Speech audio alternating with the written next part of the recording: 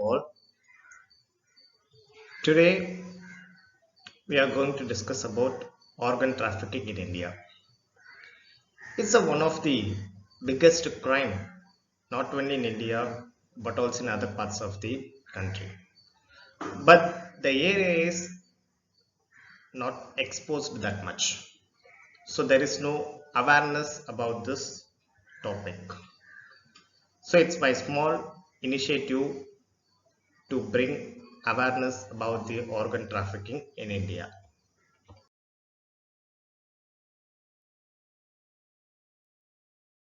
I'm going to give my presentation under four heads.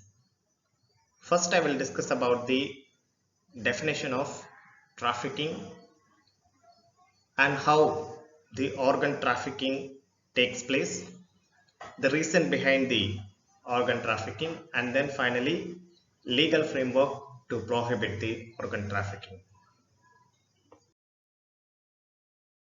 First and foremost, let me explain about the definition of trafficking.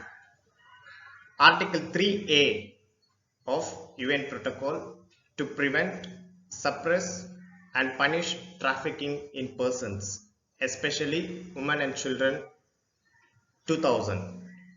This protocol gives definition for the concept of trafficking. For the better understanding of this definition, I split this definition into three components. First one is act, means, purpose. What kind of act they will do in trafficking. So this definition gives answers to the three questions. What kind of act they will do in trafficking, how they will do trafficking, and why they are doing this. So this definition gives answer for these three questions. What kind of act they will do.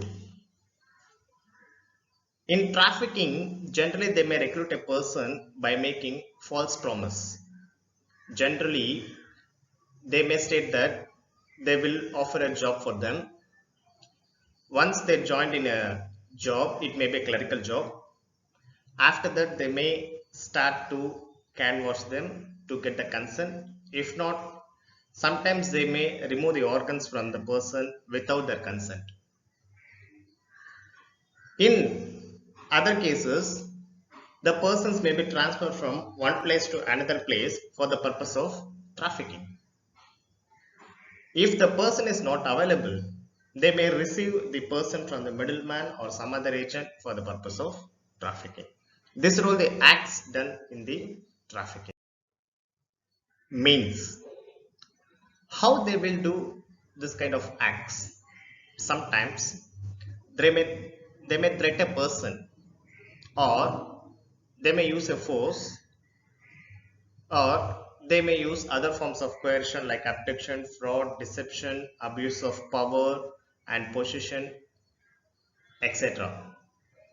Ultimately, they may offer a huge amount for the organ transplantation. So, the people may agree to sell their organs if they are in poverty. In this way, they will get consent from the people who are below the poverty line. Generally, the trafficking may be done for two purposes. One is sexual, another one is non-sexual. With respect to sexual, it may be prostitution, pedophilia, that means sexual feeling or activities that involve children, pornography, sexual movies, cybersex, online sex oriented conversations and exchanges. These are all the sexual purposes of the trafficking. Next, non-sexual purposes. It may be domestic labor, industrial labor, adoption, and removal of organs. So our topic falls under the category of non-sexual purpose. So these are all the various purpose of trafficking. All the main reasons for this organ trafficking. The first and foremost reason is demand and supply gap in India. I took 2017 data to demonstrate how the demand and supply exist in India. See, in this picture, the requirement of the liver is 2 lakh, but they are able to provide livers only for the 708 people. Next, kidney. The requirement of kidney is also 2 lakh, but only 10,000 people got transplantation of the organ. Next one is heart. 50,000 people is requirement and only 339 is able to get organs. So if you look into this data, we can find that there is a huge gap between demand and supply for the organs. That's why the organ traders, that is the illegal businessmen, they may sell organs in a black market. Then the data says that 4 lakh people die every year due to non-availability of the organs. This is also one of the main reason to approach the organ traffickers. So sometimes the people may get their organ if they approach a middleman or a brokers for the purpose of organ transplantation. Ultimately, the people who requires the organ, they may approach and they may offer a huge amount for the organs. The middleman used to hunt for the organs, especially they may target a woman and children. So from them, it will be easy to get consent. That's why they approach below poverty line people also. The requirement of money is more for them and they may utilize the situation to get the organs from them, and it may be uh, sold in the market for a huge amount, but only meager amount will be provided to the person who gave the organs. In the organ donors, the Spain occupies a first place with 46.9%, followed by that USA 31.96 percentage, but where in India only 0.8 percentage people are donating their organs. See the disparity. But compared to two countries, the population of India is very high. But the organ transplantation is very, very low, and organ donors, availability of organ donors is also very low compared to other countries. It has to be increased, and the awareness should be created among the people for the organ donation. That's the only reason to increase the organ donors, and survey says that one person can save up to 8 lives through their organ donation. So here the necessity creates for the government to create awareness among the people about organ donation. Next, we are going to discuss about organ trafficking related provisions or legal framework of organ trafficking. Article 23 of Indian Constitution prohibits the trafficking in human beings, and it provides power to Parliament to make a law on this subject. Based upon the legislative making power, the Parliament came with a law known as Transplantation of Human Organs and Tissues Act 1994. So before 1994, there were state enactments. For example, Karnataka, Tamil Nadu, these are all the few states which created the law for the organ transplantation, wherein the central enactment came into existence only in the year of 1994. Here, this act regulates the removal, storage, and transplantation of human organs and tissues. And also, it prevents the commercial dealing of the human organs. So, these are all the main objectives of this act. This 1994 Act consists of 7 chapters. Chapter 1 talks about preliminary, Chapter 2 talks about authorization for the removal of human organs or tissues or both. Chapter 3 talks about regularization of hospitals.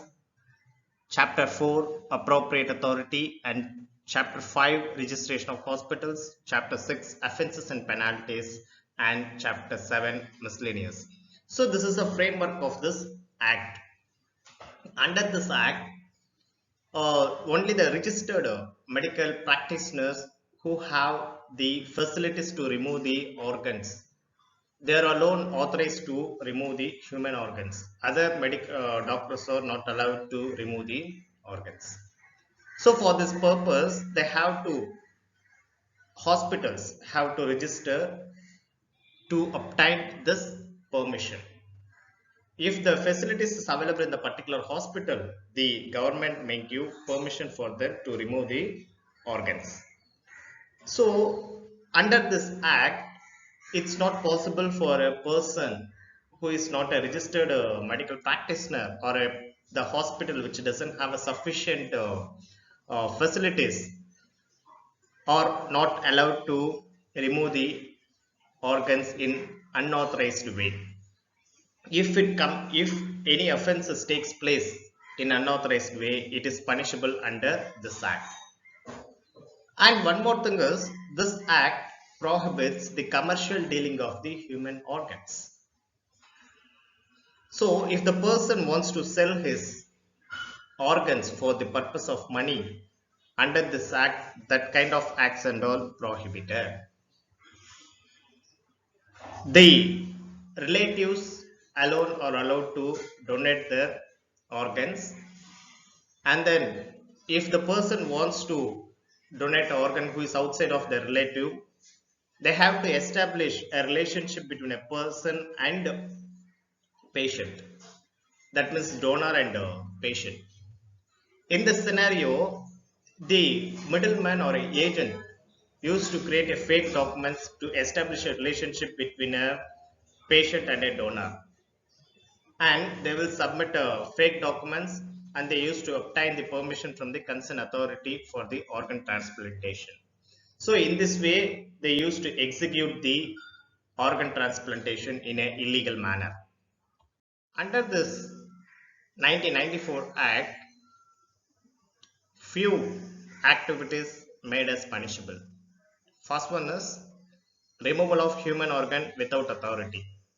As I said earlier, the authorized medical practitioner or authorized hospital alone has the power to remove the organs from the human body. It's not possible for other medical practitioners who doesn't have registered for this purpose is not allowed to remove the human organs. And second one is commercial dealings in human organs is also prohibited under this act. And finally, the illegal dealings in human tissues also punishable under this 1994 Act. These are all the various activities made as an offensible or punishable under this 1994 Act. The lacunae of this act is victims is also treated as an offenders. This is the biggest lacuna which is enumerated in this act. If we look into section 19, it provides punishment for the commercial dealing in human organs. It states, makes or receives any payment for supply or for an offer to supply any organs. Here, it gives punishment not only for the offenders but also for the victims.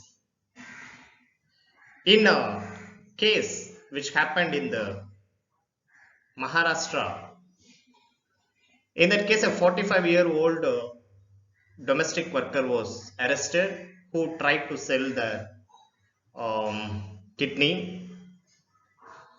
But the interesting thing is that along with them, the accused persons also arrested, but later the accused person approached a court and they obtained bail, wherein the domestic worker doesn't have a money, so she is not unable to come out of the jail, but the main accused persons came out from the jail after they obtained bail from the court. This the pathetic situation is existing in India. But in some cases, this High Court provided compensation for the victims. So, still now there is no clarity for the rehabilitation of the victims, for the organ trafficking, and also how the government is going to provide compensation for them. There is no clarity under this act. I would like to conclude this by stating that the government should come with the amendments to provide rehabilitation or a compensation to the victims. We can't say that always the person sell his organ for the purpose of money. Sometimes they may be exploited. So blindly we can't give say punishment for the all the human beings who are exploited through this uh, offenses, or some people may sell the organs for the purpose of paying debts or financial support to their family. So these are all the lacunae existing in this act. It should be rectified by the government, so then only they can implement this act in an effective manner, and also they have to bring a reformative actions for the victims. It's the only solution to prevent this organ trafficking, and also the government have to create a more awareness for the organ donations. So the organ donations plays a vital role for the prohibition of this kind of evil practices. Thank you.